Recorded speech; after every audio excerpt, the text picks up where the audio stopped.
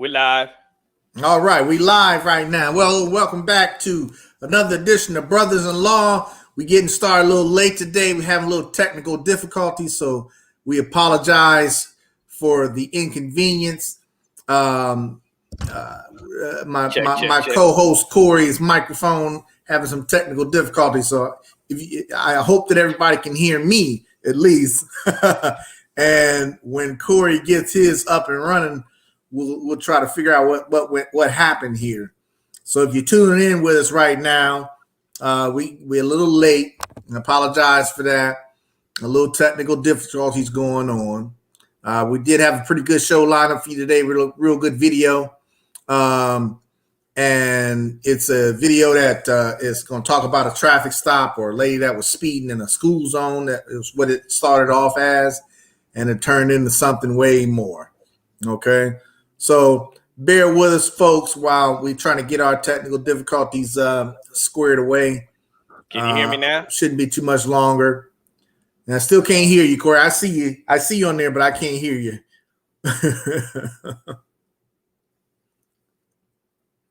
All right. We can give us some minutes anyway to see who we can get logged on to the show here. Okay, Goat, I see you. I see you hearing me, Goat. All right, that'll work.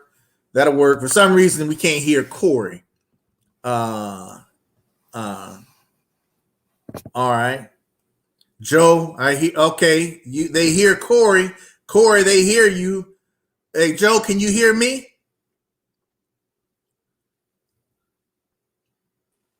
Can you hear me now? Joe, no? Joe hears you, Corey. I don't know why he hears you and doesn't hear me. Okay, Joe hears me too, and he hears you as well.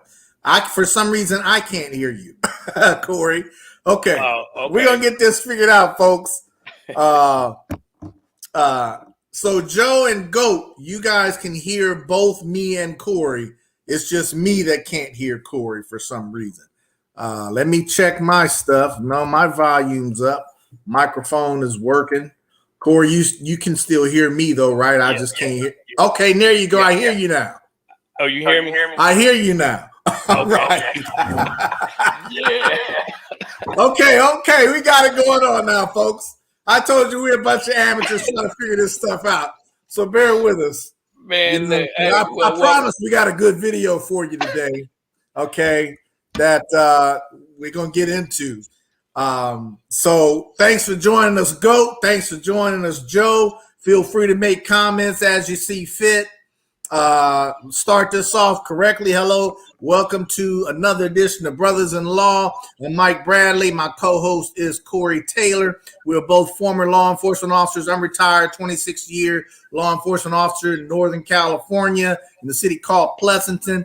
Corey is a 7-year veteran of the Virginia State Trooper and a 21-year veteran, retired Navy Chief Petty Officer. Thanks and welcome to the show. We're going to get this kicked off, even though we had some technical difficulties. What you got, Corey? Hey, thank you. Sorry about that, y'all, for the technical difficulties. It happens. But we want to welcome you all. Like Mike said, we do have a pretty good video to break down tonight. And the question for tonight is, when we break this down, it involves a young lady out of... Is it Pearland? Pearland Police, Pearland, Texas. Okay. Involving the Pearland Police Department. We're going to see. The question tonight is, do you think she's a good candidate to sit through our class of C.A.L.M? Based on what you see in this here video take place. So as usual, while we're sitting here waiting, if you're new to us, go ahead, hit that like button so we can get in with this algorithm, so we can get this video out far and wide, not only throughout the United States, but hey, let's think big and go big and get this thing going around the world. Absolutely. So that we're all engaging in these types of conversations, so we can make a difference within our communities. So with that being said, again, this video, or I should say, this incident took place back on September 23rd, so just a little over a week ago. of this year.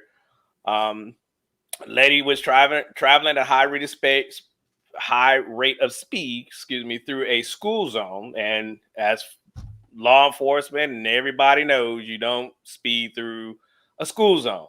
Right. Well, she did, and so the police did his thing, try to initiate the traffic stop. It didn't go out well, and we're gonna see how both parties acted.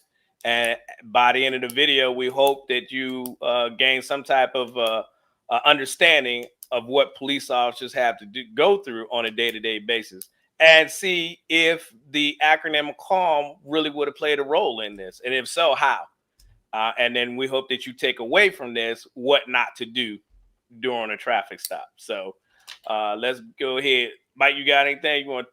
No, let's get it started. Let me see this. Let's see this video. And again, let's the simple, school zone enforcement. I'm sure it's probably common in most cities where you see the police department doing special enforcement in the school zones during school time. So, this officer's mind is, I'm doing the regular enforcement. He's probably not expecting something like this. And this is what goes down. And there is some profanity in here, so please know some things that might be, if you got sensitive ears, just be forewarned, and here we go. We'll be all right. There's no audio at first, but it'll kick in. And this is from the officer's body cam. Correct.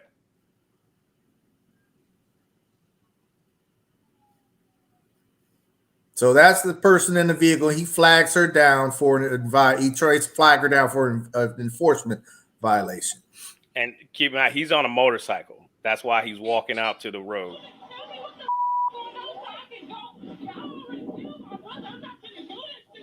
Pull over. Pull over. We'll talk. Are you telling everybody else to pull over? Are you telling everybody else to pull over? Pull up. All right.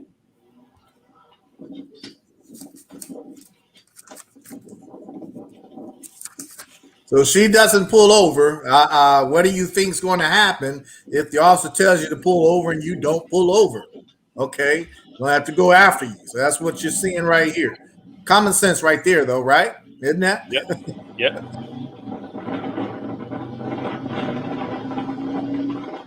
And as you can see, how quickly she got down that road pretty far. Look how fast he's got to go just to catch up to her. So she was probably was moving in that school zone, because he has to go quite a ways to catch up to her. Yeah. Actually, it was reported that she was doing 48 in a 30-mile-per-hour school zone. Okay. So she's 18 miles over the speed limit. She's pretty close to reckless driving.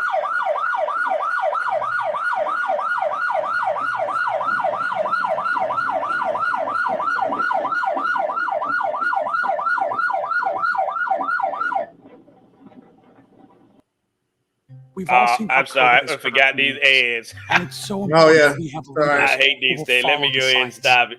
But just like Donald Trump, you can't skip that one. Won't listen to doctors and scientists. Oh yeah, you can. Yeah, there you go. There we go. I hate that. Okay, traffic stop initiated. She pulls over. Let's see what happens. Keep in mind, she went approximately about a mile and a half down the road. Between Kirby and Business.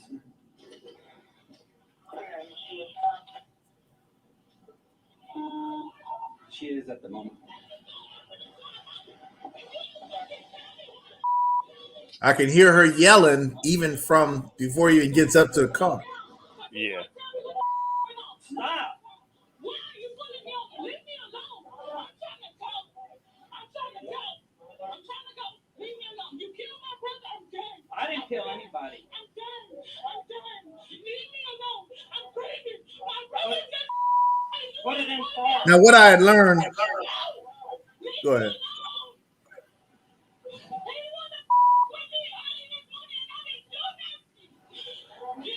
Let's pause it for a minute, Corey. Put it in park. You're fixing to have a whole lot of problems. Put it in park. Okay, show me. Kill me. Okay, folks. So you got out. She's clearly out of control. This officer really doesn't know what's going on with her at this point. As a reasonable officer, I would be thinking, what's really going on? Why is she so irate? This is just a simple traffic stop for a speeding violation. Why is she so out of control? She made mention that you killed my brother. And what I understand is in the past, I guess her brother was involved in a shootout with the cops and he lost. Yeah, it's like a week prior to this. Right. So she clearly is in some state of mental something because she is really out of control. What you think, Corey? No, I mean, she was like this from the very beginning when she got flagged to stop. She was very irate. So now, the officers got to think, okay, now what's wrong with this lady? Why is she acting like this? Or is she just one of those type of people that is so upset because you just interrupted their day? She was already yelling and screaming, "Why are you stopping me? Are you stopping anybody else?" No, I'm stopping you. Right. So Right. I think she's trying to already make her case for, this is being racially profiled. Well, ma'am, you're doing 48 and 30-mile-per-hour speed zone. You're 18 miles over the speed limit. I stopped you because you're passing everybody else. Right. And not only that, we get this. We used to, when I was an officer, we got that all the time where you're not stopping anybody else, or why aren't you stopping anyone else? Well, I'm not stopping someone else because I'm stopping you right now. You probably won't be the last person I stop. And you got my attention.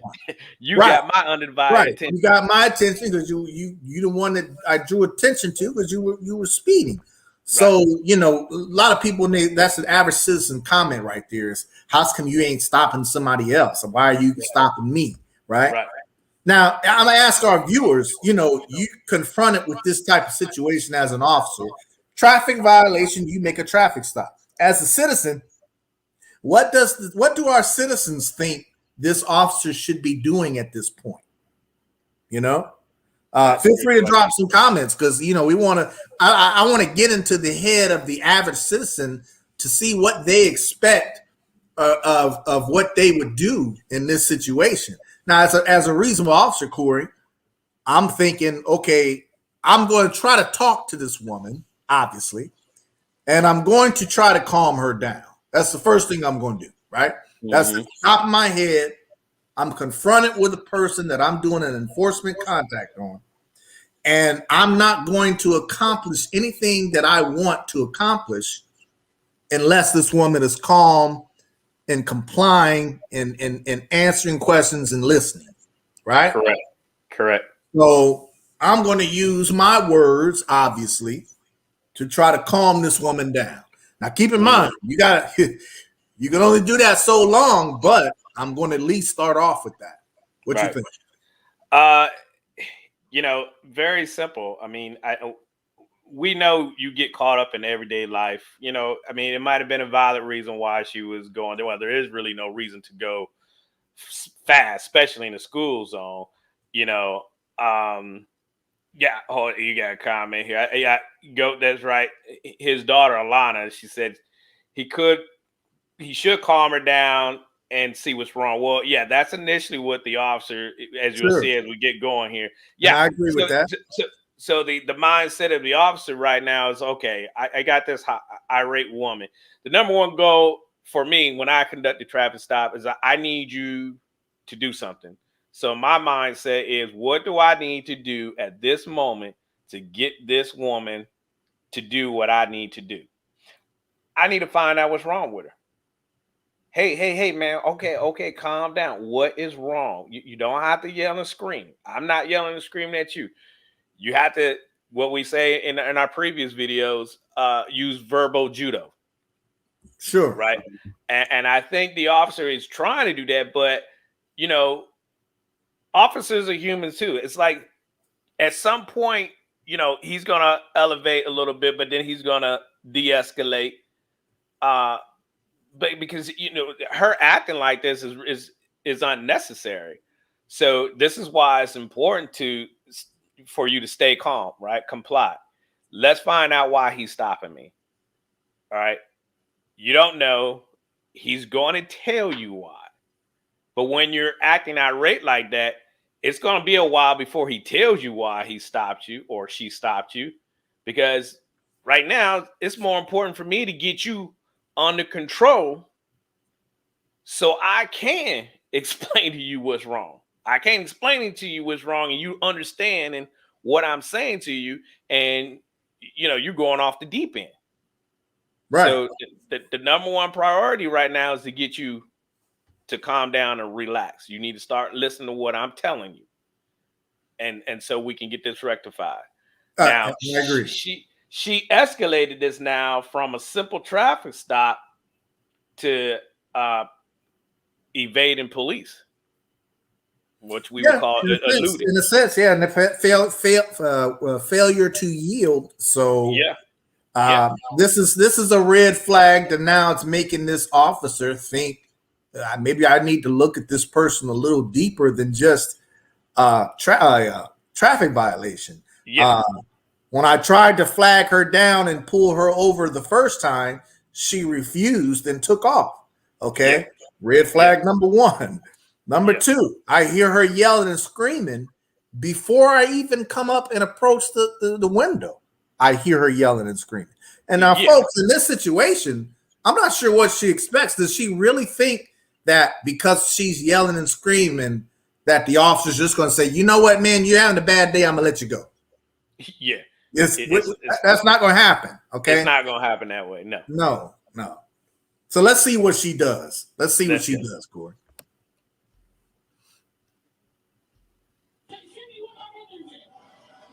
Put it in park. That ain't gonna happen. Put it in park. I'm trying to do my job. You're making it difficult. You're way out of control, okay? I'm Officer Bailey, Pearland Police Department. For speeding in a school zone. I was speeding, but I didn't know where I was going. 48 and a 30. Put the car in park. Put the car in. Right, Alana, I agree with you. Alana says she thinks she's acting this way because she knows she was wrong. Absolutely, she might. And not only that, she might be in some kind of. She might be having some mental breakdown here. That could be too. I'm gonna leave everything open to the possibility. Put the car in park. Put the car in park. Put the car in park. All right, I'm gonna stop it right there, Mike. Okay. So, now he's escalating. You heard a few seconds ago when he was, calm himself in a very soft spoken voice. Hey, I'm officer, whatever, with Pearland Police, and she's yelling and screaming. I mean, he's talking with a calm voice, trying to get her to calm down, but she's, very irate. She still doesn't have the car in park, so that's dangerous in itself because you don't know what she's gonna do. Is she gonna take off on him again? Because she already, did it once, right? Right. Medication. Joe said medication. Maybe she needs to be on some medication. Yeah, you know what I'm saying? Maybe she's got something going on where she needs to be medicated, or maybe the medication she on has her acting this way. I don't know. You know what I'm saying? Now, she's also on the phone in the car. She has her husband on speaker, who is actually trying to get her to calm down and do what she needs to do. And so it could be, how much. I love it. I wish we had Joe on here tonight because I like to ask how much. We got Joe. yeah, we got Joe. How much do you think an officer should take before he has to go hands on? And some officers would have pulled her out the car a long time ago. There are guys I know that would have yanked her right out that window. I'm not gonna play with you. If I tell you stop, put that car in park, I'm my partner. He's gonna bust that window. He's gonna do what he needs to do to get that door open. and put that car in park, because that's very dangerous, right? Because she can run over them. She can do a number of things. So I need that car in park. And then you coming out that car. I'm gonna use everything in our defensive tactics that we were trained to use and do. Now, would the officer be wrong for using OC spray right now? That's a good I'm glad you brought those things up. Those are excellent questions. I think that are excellent questions that I would ask a citizen. As an officer, we kind of have an idea of what we would do, at what point we would do it. You see what I'm saying?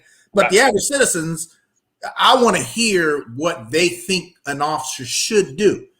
You said, at what point does an officer feel like the verbal communication is failing and we need to go hands-on with this person? That's that's really a gray area to me, because, and I'm gonna tell you why. You always think as an officer, especially when confronted with a crisis kind of situation, and I think you can identify this as a crisis kind of situation. Yeah, we have every right to stop her. Yeah, we have every right to take whatever enforcement action we need to take to accomplish what we need to accomplish as police officers, right? But this is definitely a crisis situation. This woman is in some kind of crisis. Okay. Now, does that change our threshold for going physical on her? That's the question. At what point, like I say, Corey, you might have a lower threshold. I might have a higher threshold before at some point you got to calm down, and I got to either I'm going to give you a ticket, either I'm going to arrest you for some reason. I got to make that known to her. You know what I'm saying? Yeah, she didn't have the vehicle in park, and yeah, he grabbed her. He grabs her arm. I think he grabs her arm, her wrist, to try to get some physical control on her to make sure she doesn't drive off. Since she didn't have the car in park. She had already taken off once. So he's, his concern is this woman going to take off on him again? So I think they're trying to get her, at this point, he wants her out of that car. You see what I'm saying? So they can secure that car and then continue to deal with her. Yeah. Because right now, I mean, she's totally resisting. So right now she's got 2 charges on her.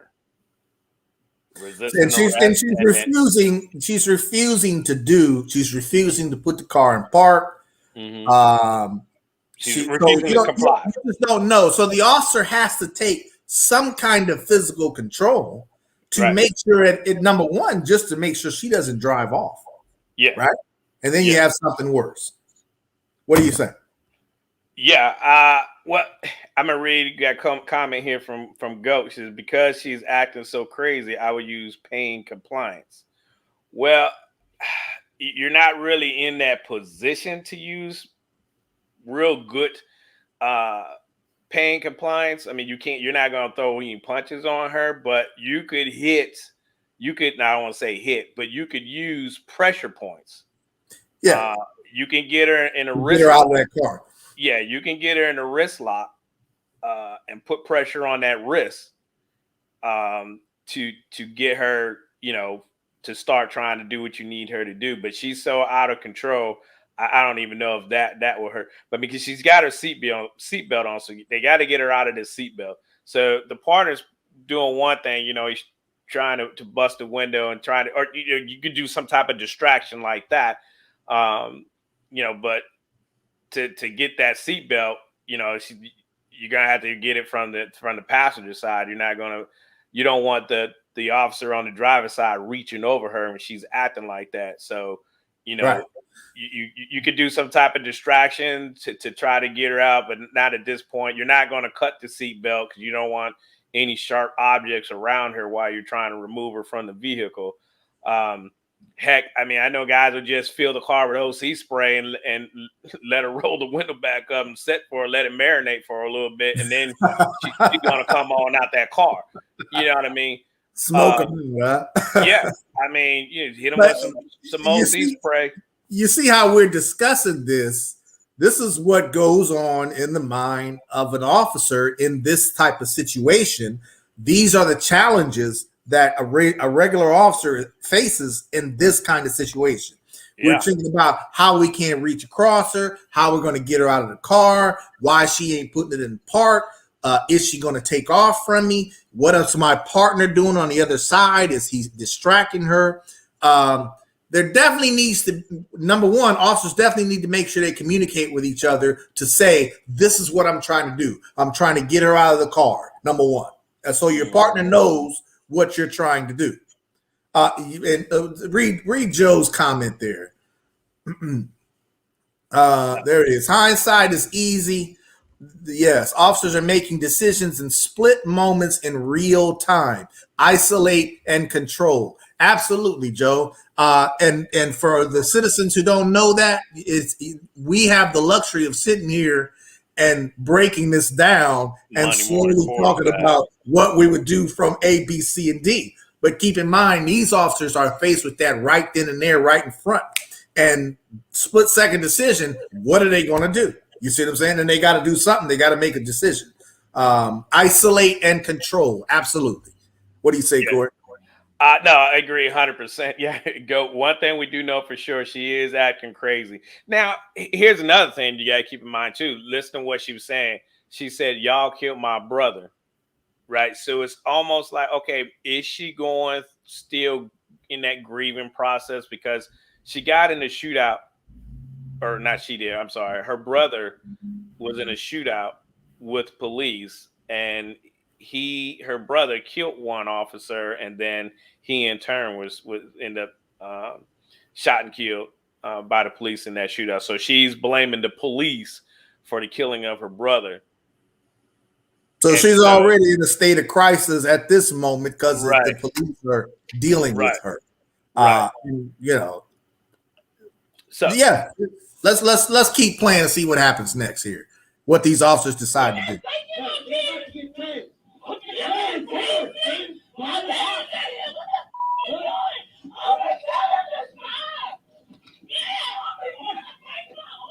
Did it freeze up on us? There we go. So he tries to get her in the wrist lock. Does she snatch away from him? Yeah. Okay.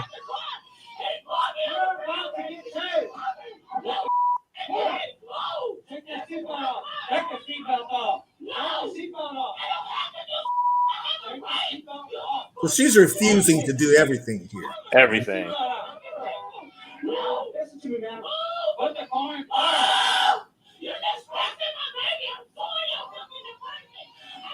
Now she want to sue the department. Put the car in park. Put the car. Get out. Get out of the car. Get out. Get out of the car. You need to get out of the car. Now, pause for a moment, Corey. You know, in this situation, back in the day, I think an officer's mind frame would be, I'm getting you out of this car, period, right now, and that's it, right? That's it, yeah. I think today, I think the way things have gone today where officers are getting hemmed up for A, B, and C, maybe if he would have taken a little moment to just stop, let's pause. Number one, make sure she ain't going nowhere, obviously. And let her calm down for a moment. I mean, what if the officer decided just to let her sit there for a moment, right? Long as you can make sure she ain't driving off on you, she ain't attacking you, she ain't doing nothing that's going to injure you or herself, right? Give her a minute to calm down and then start to explain to her, listen, if you get out of the car, I'm going to do A, B, C, and D, and that's it. You know, and give her a moment to grasp that, because clearly she ain't really hearing what these officers are saying. You see what I'm saying? It's just going against force, you know. What do we say? Crisis going against, force. And I don't think the only way they're going to accomplish something that way is being physical with it. Yeah, Joe says, great point. Joe says maybe a female officer or a supervisor. Explain to her, look, ma'am, if it makes you feel better, if you got one, can I get a female officer over here to talk to you, to communicate with you? Try to break it down and say, I'm trying to communicate with you, ma'am, but you are so out of control right now that I can't even communicate with you. Can I get someone else over to try? You know, time is on your side in this situation. What do you say to that? I mean, I doubt the female officer would do anything because she has her husband on the speakerphone and he can't even get her calmed down. And that's her husband. So if she ain't even trying to hear what her husband got to say, now he did, fortunately enough, convinced her to stop. But during this whole thing, she's not even listening to him. I think adding another female, not saying, I mean, like you said, Joe, hindsight, is 2020. Sure. And we have the luxury of talking about this. Maybe an officer. I mean, here's the thing. Here's where I hate throwing race. Maybe if a black supervisor came out there, female supervisor. And I hate to throw race out like that, but if you got one that's available, maybe that might have helped a little bit. I mean, and if you brought a white female supervisor out there, she might have went off the deep end a little more, because then at that point she might have really been trying to test that female officer. Okay. Right? So we don't know. I mean, you have to use, right. But what we do know is that you have to use everything within your arsenal, which you have there available. And Mike, you said one key point thing and want citizens to know is that time is on our side, right, Joe? And we, whatever works is what you have to try to use. You don't know until you do, but time is on our side. How long are you going to sit there and wait? How much time do you have to sit there and wait on the side of roads for her to finally calm down so that you can be able to conduct business? All right. Now, she turned a simple, and this is why we never say traffic stops are routine. This is why it boils my britches. Joe, give us a comment to see how long you would wait before you got to get her out the car. How long would you wait, Joe, before going hands-on? Give us a comment when you're ready. But go ahead, Corey. I just lost my train of thought. But Go says, I don't think, regardless of what cop showed up, she would have acted that same way. Yeah, and she might have, very possibly so. And she might have went even further and acted out. So I mean, you don't know. But like I say, the number of officers there could have made her even worse. She might have been thinking, okay, now I got 3 or 4 officers here on me. And now they really trying to kill me. Now they really, she already has in her mind that they trying to kill her because of what happened with her brother. Now that's another point too, Mike. We can't let somebody else's incidents become your reality in a traffic stop. So whatever happens to that other person does not necessarily mean that it's going to happen to you. Right. And you can't use that to say, well, when I get stopped by the police, I'm not going to do this, that, or the other. You always got to stay calm. No matter what happened to your brother, mother, sister, whatever, you still got to stay calm. You still got to comply. Okay. When you get stopped, you have to comply. That is the number one thing that will get you into trouble and especially start you on that path to trouble by not complying. Doesn't matter if you agree or not. We're not talking about whether you agree with what the officer's doing. What's important on the street, as we've always said, is you got to comply, because in that officer's mind, that officer is doing what he or she believes he has a legal right to do. Okay. And when you argue that, you can argue that in court if you don't agree with it, not out there on the street. Go ahead, Corey. Yeah. We got a comment from Alana. She says, I think she feels overwhelmed and threatened because of the recent events, but still a school zone is not as big as she makes it to be. True. You know, I think she's just over exaggerating. I don't know. I think she was a little upset because they interrupted her day. She may feel like, okay, so since her brother allegedly killed another police officer, I say allegedly because I'm not really familiar with that case, so I don't want to just put that out there like that. So since she's probably thinking, allegedly they killed her brother for whatever reason, she's on the impression that there might be the police may be out to, retaliate against her or his or their family and be out just to, gun them down because he killed a police officer, allegedly killed a police officer. So I mean, there's a Alana, there's a lot of different reasons why she could be acting this way. Yeah, Joe's got yeah, a comment here. yeah, Joe. Joe said, it's a traffic stop for speed infraction. In today's world, probably as long as it takes, every case is different, but Yeah. this specific stop, my opinion, Well, absolutely, basically, Joe. time is on our side, right? And Correct. you take as long as you need to take. Uh, I think, and I agree with you. I agree with you, Joe. Because in today's world, I think officers need to take, like you said, take as long as they need to take before they decide to go hands on. You see what I'm saying? Yeah. If that means let her sit there for a moment until she cools down, okay. Long as she ain't going anywhere, long as she ain't hurting somebody, long as she ain't trying to drive off. She needs to, number one, understand you are detained. You are not free to leave until I deal with this traffic violation. Now I can let you sit here and calm down. Okay. Now, how long that will be, like Joe said, as long as it takes. Every case is Yeah. different. Now, Um, it doesn't. There's no written policy. Keep in mind, folks, that the states that well, you must wait X amount of minutes and time or whatever until that person calms down for you to do X, Y, Z. There's no time frame, so each case is going to be different. There'll be yeah. officers that are not even going to tolerate that type of stuff and get you on out that car. Good point. Joe makes an excellent point. So, especially today, Oh yeah, oh yeah. so much can go wrong. Joe says so much can go wrong if it gets physical over an infraction, a traffic Hmm. violation.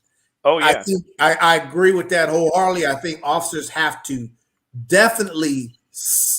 I don't know if second guess is the right word I should use, but officers definitely need to just take a quick moment, to think about that. Okay, if I go physical with this woman, this initiated over a traffic violation, right? Am I? And Mhm. like the way things are going now, you can get into a fight with someone as an officer, and they mess around and have a heart attack. Well, guess what? You just contributed to their death because you were fighting with them. You see what I'm saying? Yeah. That's the way it feels to most reasonable officers. So yeah, you're less likely now to go hands on. Um, Another good point Joe makes is canceling pursuits. Uh, we back in California in the agency we worked, we canceled pursuits for a lot less, right? We canceled pursuits if they were drove on the wrong side of the road, we were canceling that. If it was too much traffic on the road, we were canceling that. You see, we weren't pursuing. So you got to look at those things. This is an infraction.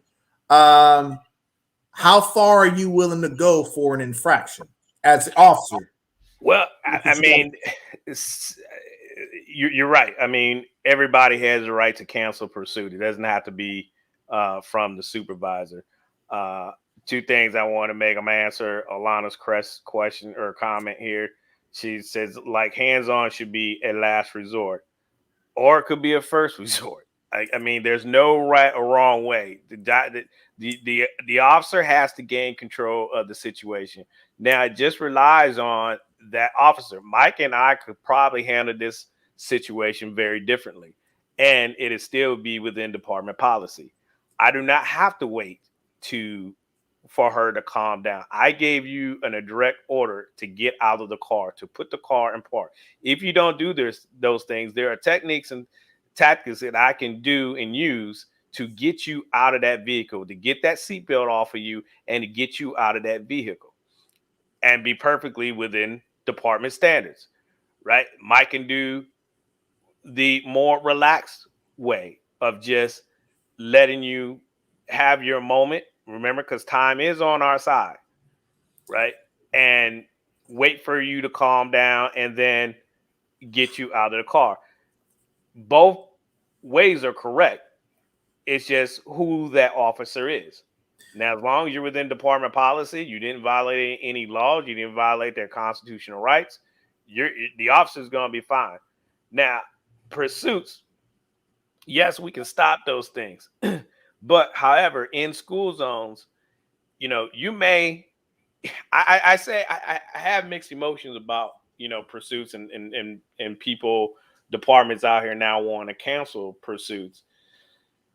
Too often, a lot of times we get calls from citizens saying, "Hey, we need more presence of police officers in this school zone area because people are speeding through these areas, and kids are walking down the street here and crossing the roads here, and parents are afraid a child is going to get hurt or killed.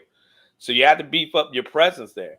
If they know that you're not going to pursue them, they're not going to stop committing these offenses. They're going to keep doing it. They're like, oh, well, they're not going to stop you if once they try to pull you over and you just keep going, they're not going to pursue you. So then what's the purpose of doing traffic enforcement in that zone? And if everybody knows that you're just going to, you know what I mean? Just like what they have in Chicago now with the no foot pursuit. These kids now know that they can commit these offenses out here, crimes, and just run from the police. The police have no foot pursuit policy, and they get away with hurting somebody or merchandise or whatever the case may be. So, now I will cancel a pursuit if it's getting way out of control. This person's going to end up hurting somebody, but then you really need to get them stopped because you don't want them to do that. But if it's high volume traffic, a lot of pedestrians walking, along the roadway, you're definitely during school hours. I wouldn't do that, but that's why you're there anyways, for traffic enforcement. But you have to be careful with it because you can't lax on that policy, because citizens are going to get aware of it, or the bad people are going to get aware of it, and just keep doing it until somebody gets killed. I hear you. I hear what you're saying. And yeah, you are right. Criminals, people who don't want to stop, they're going to take advantage of that if they know you ain't going to stop them. I think the way at least out in California, the way pursuits have gone, when people were getting hurt, they started putting more emphasis on, officers having more, being a better judge of whether continuing the pursuit outweighs, the dangers of the pursuit. You see what I'm saying? Yeah. And they would rather see those officers say, you know what, we'll get them next time. I'm canceling this pursuit. It just ain't worth it because, for whatever reasons that individual officer is making the pursuit says is that, I'm not going to continue it. And I get that too. You know what I'm saying? Especially if you got a license plate, you can identify who the driver is. Something, you got other things that you can try to track that person down later to handle that. Sure. He's going to get a warrant. Atlanta, I want to make address Atlanta's comment where she says hands-on should be a last resort. I agree with Alana there. Hands-on should be a last resort until it isn't. You see what I'm saying? That's what citizens got to understand. Sometimes you got to go hands-on immediately. You see what I'm saying? Mm-hmm. Sometimes you might have the luxury of standing back. The officer doesn't really control that. The person who's being stopped is the one that controls that. That's why we talk about C.A.L.M, complying, answer your questions, listen, and moving on. Because it's that person that we're stopping is going to dictate what I might do as far as physical, getting physical with someone. Yeah. You see what I'm saying? So you might force my hand, like in this case, this lady is sitting here. If she decides to try to drive off or something, well, now that changes things. I can't just let her sit there and cool off anymore, can I? I'm gonna have to go hands on. When I say let her sit there and calm down for a minute, that's only depending on whether or not A, B, C, and D is happening. You see what I'm saying? But if you take one of those letters out of that equation, that changes my decision to say, okay, I'm gonna just let you sit here and calm down. No, if she tries to take off, I gotta grab her. I gotta go hands on. If she does something to hurt herself or hurt me, obviously I gotta go grab her. I can't allow the possibility of that to happen. You see what I'm saying? If I think she might do something in this situation where I already have her detained, I need to take whatever action I need to take to make sure that doesn't happen. And that's the tricky part there, Alana, is when you say hands-on should be a last resort. I would say 50% of the time, at least, if not more than that, hands-on cannot be the last resort. Sometimes it has to be the first thing you got to do. Yeah. You know what I'm saying? Yeah. And that's the thing. All right. You want to keep on with the video, see what happens Yeah, next? we're going to finish it up. Okay. Yep. We got a little Yeah. You're under arrest. You need to get out. Under arrest.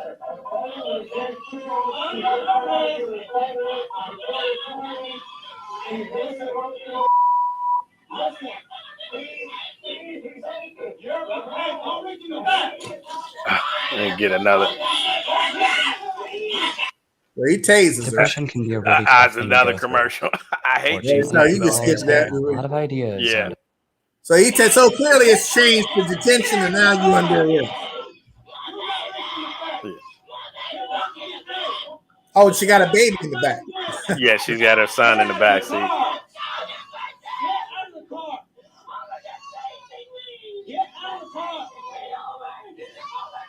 Get out of the car. Get out of the car. From the arrest. I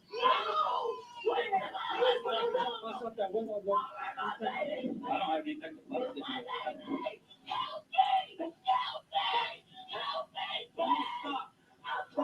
What is she saying? You're yelling for help, and you're the one that's acting out of. Is she saying shoot me or help me? I didn't hear that. No, she's saying help me. Oh, okay.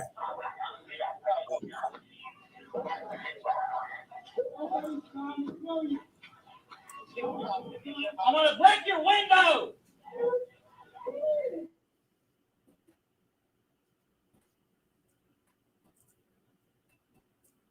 Bear with us, folks. A little moment sometime where it freezes up on you.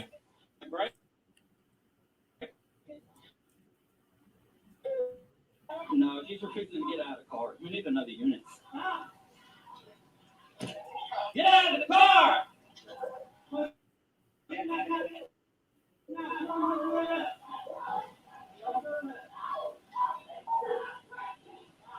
So they're standing there still trying to get her out of the car. She's still refusing to get out of the car.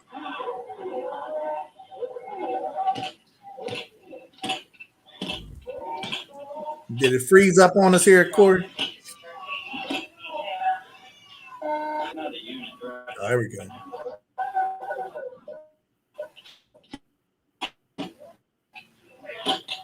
So the baby is in the back seat, correct?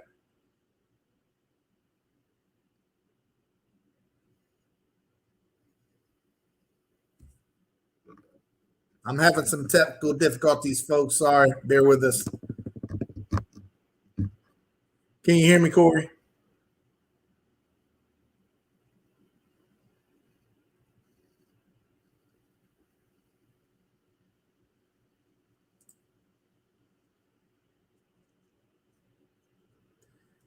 And Alana makes a good question here. Let me see if I can get back in here. Bear with us, folks. Having a technical difficulty. This is, of course, about all the times we've done this, this is the time where we have these technical difficulties today for some reason. Don't know what happened there.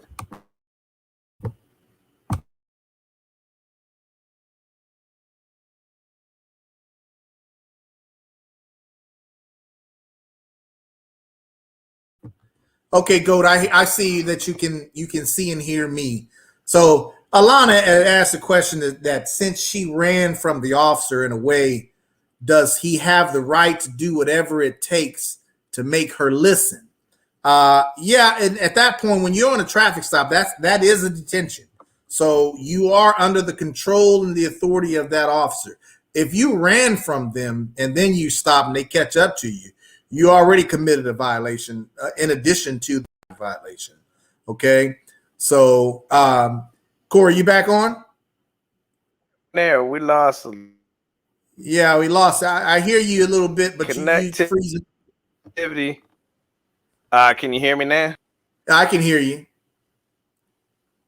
I can see you now, but we lost you for a minute there. Goat said they could hear and see me, but you faded out. Can you hear me? Yeah, I got you. Man, I don't know what happened there. Woo. Well, I know that we live in a new development, so I don't know if they're still working on the landline here. Okay, all right. Well, Alana had asked a good question. She said, "Oh, you froze up." You see Alana's statement there. She says, since she ran from the officer, does he have the right to do whatever it takes to make her listen? And yeah, he does. Once you're stopped, you are under the authority of that officer. So you got to follow. You got to comply. Basically, that's what it is. So, and at that point, he even told her that she was under arrest. Okay, so especially at that point, if I say you're under arrest, you have to do everything I'm telling you to do. You see what I'm saying? You cannot resist in any form or fashion. The only thing you would do is say, okay, officer, I'm going to stand up and put my hands behind my back and I'm going to let you cuff me. That's the only thing you can do. You see what I'm saying? So, yeah, there is no point, or how should I say it? They definitely reached a point where she had to comply and follow their instructions. You see what I'm saying? This wasn't a consensual contact where, we just happened to pull up alongside her and start talking to her. There was some clear expectation that she was being stopped and detained for a particular violation. And then it turned into, well, now you're under arrest. I need you to get out of the car. You see what I'm saying? And when those words come out, especially that you're under arrest, you must comply at all costs, period. It doesn't matter if you agree with them, or if it doesn't matter if you like the tactics that they are using or whatever, doesn't matter. It is in your best interest to comply. Because if you don't, well, now I'm, as the reasonable officer, now I'm pushed to say, well, I have to make a decision to do something to escalate my contact now because you're not following my commands. So you automatically are putting that officer in a position where he feels like he has to escalate his contact with you because you're not following A, B, C, and D. Okay. Are we able to finish that video, Corey? Can you hear me, Corey? For time's sake, I say, yeah, I can hear you. Okay. I can hear you. All right. I hear you. I think for time's sake, we'll just go ahead and let everyone know what happens. What happened at the end? They eventually get her out, get her into custody, and then she gets arrested.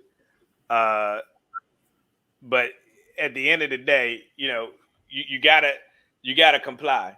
So the question is she a good candidate for C.A.L.M? Should she sit in our class for C.A.L M, right? To learn how to better handle herself during her next traffic stop, because she'll get stopped again, because she probably has a history of speeding a lot. I mean, you speeding through a speed or a school zone. I mean, my goodness, the light. You got to slow it down. So, is she a good candidate for C.A.L M? Sitting through a lecture of C.A.L M from me and Mike.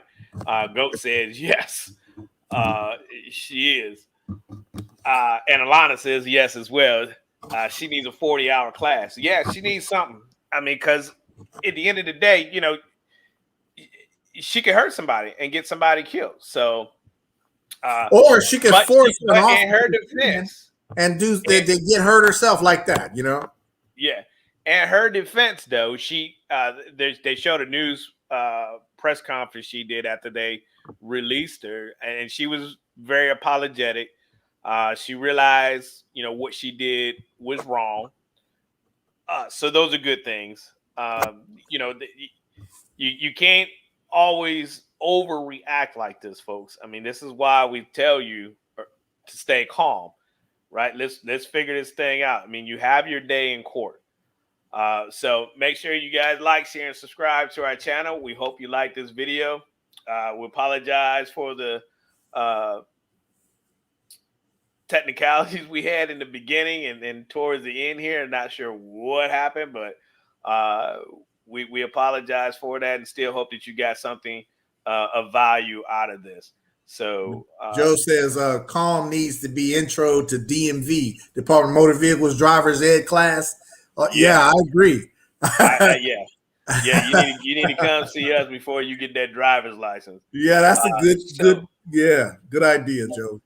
What I like to do, Mike, to see how we can make that happen. What I like to do, Mike, before we check out. Hold on one second. Let me put it up. And again, sorry, folks, for some reason today we had so many technical difficulties. I don't know what was going on right there, right? We never have technical difficulties, but today happened to be that. Yeah, it happens. We adapt and overcome. So Mike and I would like to do a show with two mothers. So ladies, if you'd like to be on the show with Mike and I, please email us at Brothas-in-law21@gmail.com. It's up there on the screen. Email us and let us know that you would like to be on our show. We like to have two mothers that have teenage boys or young men or daughters in their 20s to come on and talk to us about how or what you are telling or teaching your kids about law enforcement and what they need to do.